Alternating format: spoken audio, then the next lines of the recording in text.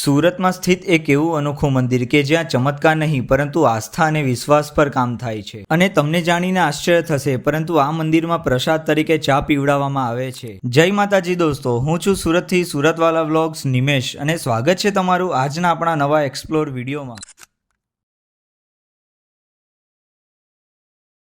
તો આજે હું તમને મંદિરના કોઈ ચમત્કાર નહીં પરંતુ એક એવા મંદિરના દર્શન કરાવવાનો છું કે જ્યાં ભક્તો મનમાં એક આસ્થા અને વિશ્વાસ લઈને આવે છે। જી હા દોસ્તો, હું વાત કરું છું સુરતના માસમા ગામ નજીક આવેલા શ્રી રાજરાજેશ્વરી મેલડી માતાજી મંદિરની।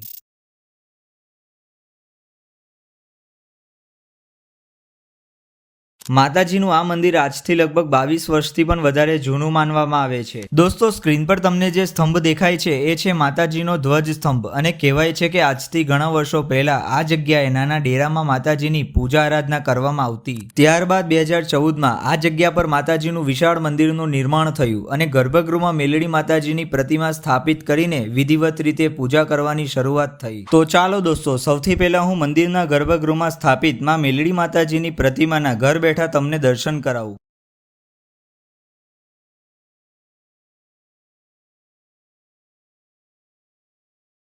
માતાજીનું આ મંદિર જોવામાં જેટલું બહારથી સુંદર દેખાય છે ને એટલું જ અંદરથી પણ સુંદર છે અને મંદિરની દિવાલ ઉપર કરેલું કોતરણી કામ જેનાથી આ મંદિર વધુ સુંદર લાગે છે। દર મંગળવાર અને રવિવારના દિવસે માતાજીની પ્રસાદીનો ભંડારો થાય છે જેમાં દૂર દૂરથી ભાવિક ભક્તો મનમાં શ્રદ્ધા અને વિશ્વાસ લઈને માતાજીના દર્શન કરવા માટે આવે છે। તો દોસ્તો, હવે ક્યારેક થોડો ઘણો સમય મળે ને તો એકવાર મેલડી માતાજીના આ મંદિરના દર્શન જરૂરથી કરજો અને જાણકારી જો પસંદ આવી હોય ને તો વિડીયોને લાઇક, શેર કરી કમેન્ટમાં જય માતાજી લખવાનું ભૂલતા નહીં।